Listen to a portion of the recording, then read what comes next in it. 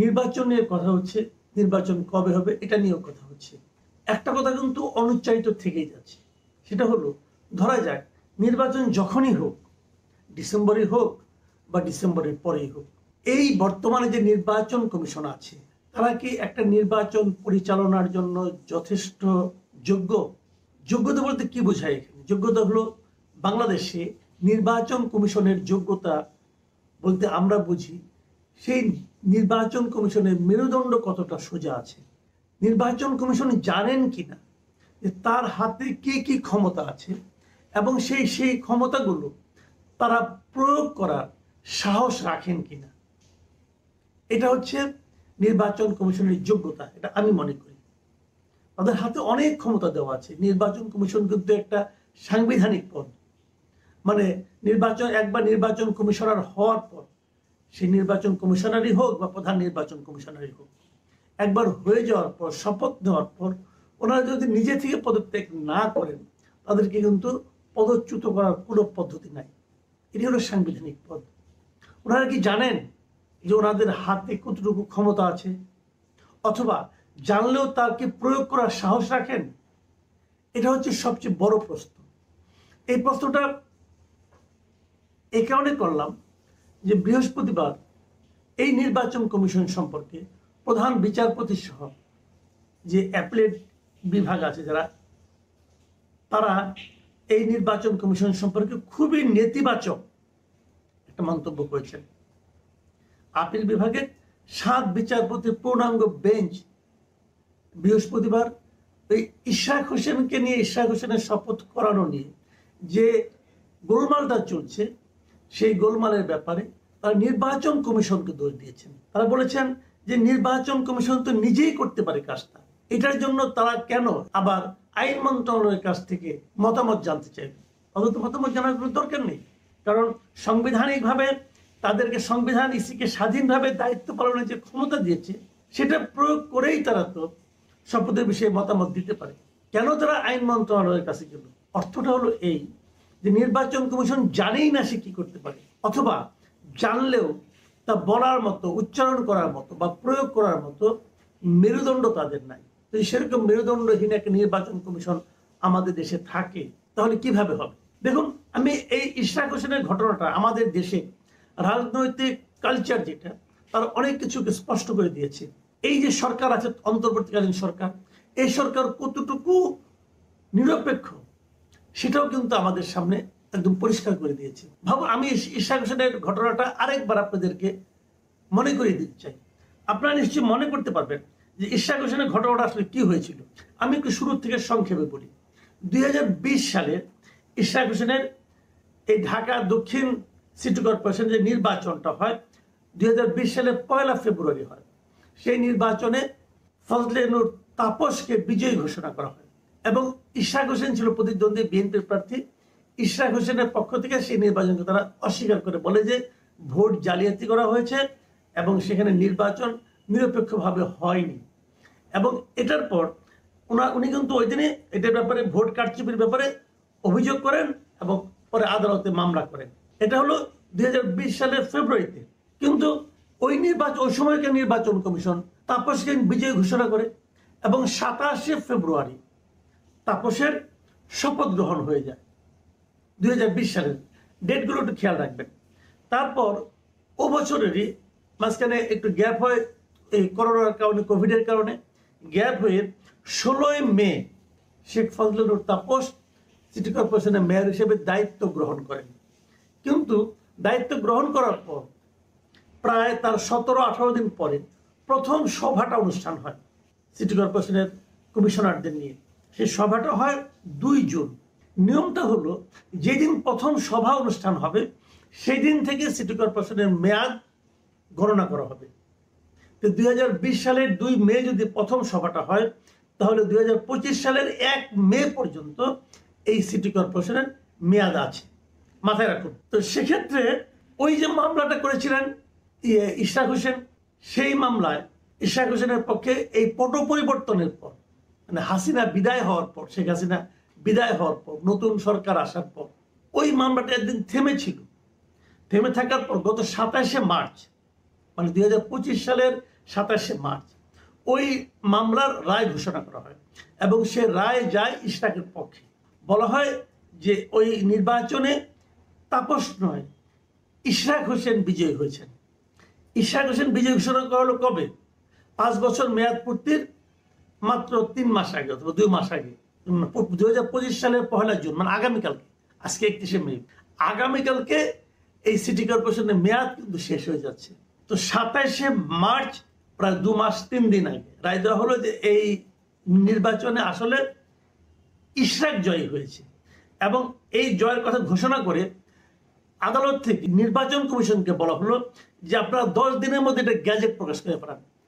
নির্বাচন কমিশন কিন্তু চাইলে পরের দিনই গ্যাজেট প্রকাশ করতে পারত, তাও তাকে 10 দিন সময় দিয়েছে। আমাদের এই নির্বাচন কমিশন কি করেছে? এটার জন্য পুরো তারা 1 মাস সময় নিয়েছে গ্যাজেট প্রকাশ করতে। 27শে মার্চ রায় হলো, 27শে এপ্রিল তারা গ্যাজেট প্রকাশ করলো। কেন 1 মাস আপনি গ্যাজেট প্রকাশ করতে সময় নিলেন? পরের দিনই তো করা যায়, এটা তো কোনো কঠিন কাজ না। তারা বসেছিল আদালতের রায় পাওয়ার পরেও তারা, এবং আদালত 10 দিন সময় দিয়েছিল, তারা সেটাকে উপেক্ষা করেছে। আদালতের রায়কে তারা উপেক্ষা করেছে করে তারা 1 মাস পরে 27শে এপ্রিল তারা গ্যাজেট প্রকাশ করেছে। তো যেদিন গ্যাজেট প্রকাশ হলো তারপরের দিন শপথ হতে পারত, তাও তারা করেন। তারা শপথ পড়ানো যায় কি যায় না এই মর্মে আইনগত ব্যাখ্যা চেয়ে আইন মন্ত্রণালয়কে লিখেছে এবং তারপরের থেকেই কিন্তু বেসিক্যালি আন্দোলন চলছে। ঢাকাবাসী যারা আছে দক্ষিণের, তারা আন্দোলন করছে যে ইশরাক তাদের নির্বাচিত মেয়র, তাকে কেন শপথ পাওয়ানো হচ্ছে না, তাকে কেন দায়িত্ব দেওয়া হচ্ছে না। এটা তারপরে যখন এই টানাপোড়েন চলছে, এর মধ্যে এলজিআরডি মন্ত্রী যিনি আছেন, এলজিআরডি দায়িত্বপ্রাপ্ত উপদেষ্টা যিনি আছেন আসিফ মাহমুদ সজীব ভুইয়া, তিনিও একটা গো ধরেছেন যে তাকে শপথ করতে দেবেন না। নানা রকম কায়দা কানুন উনি করতেছেন যে কিভাবে না দেওয়া যায়, এবং উনি তো আবার ওই সিটি কর্পোরেশন ভবনে যে অফিসও করেন, যে ওনার ওখানে দাপট একটু কমে যাবে, এটা হয়তো ভেবেছেন কিনা জানি না। সাধারণ মানুষ আন্দোলন করেছে এবং সে আন্দোলনের পর যখন চলছে তখন আবার আরেক লোক, এ হলো আরেক ক্যারেক্টার, মিস্টার মামুনুর রশিদ। কে এই মামুনুর রশিদ? কেউ জানে না, তাকে কোত্থেকে ফিট করা হয়েছে তাও জানে না। সে নাকি ঢাকা দক্ষিণের একজন অধিবাসী। সে যে হাইকোর্টে একটা রিট করে দিয়েছে 14ই মে, মানে 27শে এপ্রিল গ্যাজেট ঘোষণা প্রকাশ করা হয়েছে, তারও 2 সপ্তাহ পরে এই মামুন সাহেব যে একটা রিট করেছে যে না, ওনাকে শপথ করতে দেওয়া যায় না। হাইকোর্ট সেই রিট বাতিল করে দিয়েছে, বলেছে না তাকে শপথ পড়াতে হবে। আর আপিল করেছে তারা। আবার আপিল করার পর বৃহস্পতিবার, গত বৃহস্পতিবার, পরশু দিন পূর্ণাঙ্গ বেঞ্চ আপিল বিভাগে প্রধান বিচারপতির সমন্বয়ে তারা সেটাও বাতিল করে দিয়েছে যে না, তাকে শপথ পড়াতে হবে। ভাবুন, 27শে মার্চ আদালতের রায়, চূড়ান্ত বিচারিক সিদ্ধান্ত হলো কবে? গত বৃহস্পতিবার, মানে 29 তারিখে।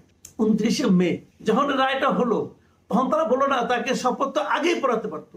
সময় আছে কয়দিন? 2 দিন। তারপরে এখন পর্যন্ত হয়নি। আমি যখন পর্যন্ত করছি তখন পর্যন্ত আমি শপথের কথা জানতে পারিনি। যদি শপথ হয় তাহলে উনি কয়দিনের জন্য মেয়র হবেন? 1 দিনের জন্য। কেন এই কাজটা করা হচ্ছে? এই ধরনের একই ধরনের ঘটনা তো চট্টগ্রাম সিটি কর্পোরেশনে হয়েছে। সেখানে তো ডাক্তার শাহাদাতকে আপনারা শপথ পড়িয়েছেন, তাহলে ইশরাকের ক্ষেত্রে বাধাটা কোথায়? এবং তারও যে বড় কথা, আমি অন্য 2 বাদ দিলাম, 2টো জিনিস এখানে প্রমাণ হয়েছে। একটা জিনিস হলো এই সরকার আর নিরপেক্ষ নয়, কারণ ইশরাকের সঙ্গে বিএনপির একজন নেতার সঙ্গে এই সরকার যে আচরণ করেছে, সরকারের আইন মন্ত্রণালয়, সরকারের স্থানীয় সরকার মন্ত্রণালয় যে আচরণটা করেছে, এই আচরণটা পক্ষপাত দুষ্ট প্রমাণ করেছে। তারা নিরপেক্ষ নয়, তারা বিএনপির বিরুদ্ধে আছে। তারা আওয়ামী লীগকে একবার নিষিদ্ধ করেছে এবং বিএনপিকে তারা নানাভাবে তাইরে নাইরে করে, যাতে নাকি তারা কিছু না পায়, ক্ষমতায় যেতে না পারে, এই ধরনের নানা ধরনের নাটক তারা করতেছে। সরকারের নিরপেক্ষতা নিয়ে প্রশ্ন।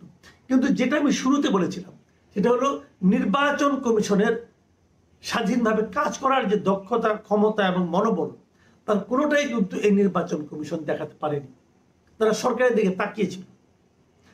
তো যদি একটা নির্বাচন কমিশন একটা সরকারের দিকে তাকিয়ে থাকে যে আমি কি সিদ্ধান্ত নিতে পারবো কি পারবো না, এবং সেই সরকার যদি পক্ষপাত দুষ্ট হয়, তাহলে নির্বাচন কমিশনের আচরণটা কি হবে?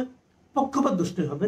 এবং ইশরাকের এই ঘটনার মাধ্যমে প্রমাণ হয়েছে এই নির্বাচন কমিশন কোনোভাবেই একটা জাতীয় সংসদ নির্বাচন অনুষ্ঠানের জন্য যোগ্য নয়।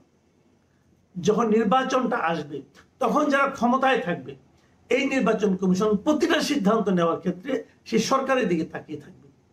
যদিও আইন সংবিধান তাকে এককভাবে সিদ্ধান্ত নেওয়ার ক্ষমতা দিয়েছে, কিন্তু সেই ক্ষমতা প্রয়োগের দক্ষতা এবং সাহস এবং মেরুদণ্ডদের নাই। কেন নাই? না থাকারও কারণ কিন্তু খুব সহজটা হলো এই কারণে, বাংলাদেশে যে জিনিসটা হয়, প্রতিবার নির্বাচন কমিশন গঠন করার সময় এমন এমন লোককে নির্বাচন কমিশনার হিসেবে নিয়োগ করা হয় যারা নাকি স্বভাবগতভাবে নতজানু। এরা সবাই বিভিন্ন সময় সরকারি চাকরি করত, কেউ আমলা ছিল, কেউ সামরিক আমলা ছিল, কেউ বেসামরিক আমলা ছিল, এবং এরা ইয়েস স্যার, জি হুজুর এইগুলো বলতে বলতে অভ্যস্ত। যে লোক সারা জীবন ইয়েস স্যার আর জি হুজুর বলে এসেছে, সে শেষ বয়সে এসে হঠাৎ করে তার মেরুদণ্ড গজিয়ে যাবে এবং মন্ত্রীর কথার উপর বলবে না আপনার এই কথাটা আইনানুগ হলো না, এটুকু বলার তাদের মেরুদণ্ড থাকার কথা না, এবং তারা বেছে বেছে ওই লোকগুলোকে আনে। তো যদি নির্বাচন কমিশন গঠন করার সময় এরকম অথর্ব লোকদের দিয়ে গঠন করা হয়, তাহলে ইশরাকের যে পরিণতি হয়েছে, আগামী নির্বাচনে যদি কেউ জয়ীও হয় তার জন্য একই পরিণতি হবে। আমি একটা কথা বলে শেষ করতে চাই, সেটা হলো, দেখুন নির্বাচনে কিন্তু ইশরাক জয়ী হয়েছিল, সেটা আদালত বলে দিল। ইশরাক জয়ী হলে ইশরাক কয় বছরের জন্য জয়ী হতো? এদেশের ঢাকা শহর, ঢাকার দক্ষিণের লোকজন তাকে কতদিনের জন্য ভোট দিয়েছিল? 5 বছর তারা মেয়র হিসেবে ইশরাককে চেয়েছিল, কিন্তু জোর করে তার কাছ থেকে সেটা ছিনিয়ে নিয়ে তাপসকে দেওয়া হয়েছিল। তাপস মেয়রগিরি করেছে। যখন তাপস পালিয়ে গেল, তারপর যখন চলে গেল, তাহলে ইশরাককে যদি আপনি দায়িত্ব দেন, ইশরাকের ম্যান্ডেট তো 5 বছরের জন্য, তাকে আপনি একদিনের জন্য দিবেন কিভাবে? যারা ইশরাককে ভোট দিয়েছিল তারা যদি বলে আমরা তো ইশরাককে ভোট দিয়েছি 5 বছরের জন্য, এবং আদালত বলেছে যে ইশরাক জিতেছে, তাহলে ইশরাককে আপনি 5 বছর থাকতে দেবেন না কেন? এই বিষয়গুলো কিন্তু আলোচনায় আসবে। আমরা একটা কথা বলি যে জুলাই আন্দোলনের পর আমরা সবকিছু চেঞ্জ করতে চাই, যত যত খারাপ নিয়মগুলো আছে খারাপ নিয়মগুলো চেঞ্জ করতে চাই। তো খারাপ নিয়মগুলো চেঞ্জ করতে যারা চায়, তারা যদি খারাপ নিয়মগুলি প্রয়োগ করে মানুষের অধিকার থেকে মানুষকে বঞ্চিত করে, যে সেটাকে আপনি কি বলবেন? এসব প্রশ্ন নিয়ে আমি মনে করি আলোচনা হওয়া উচিত।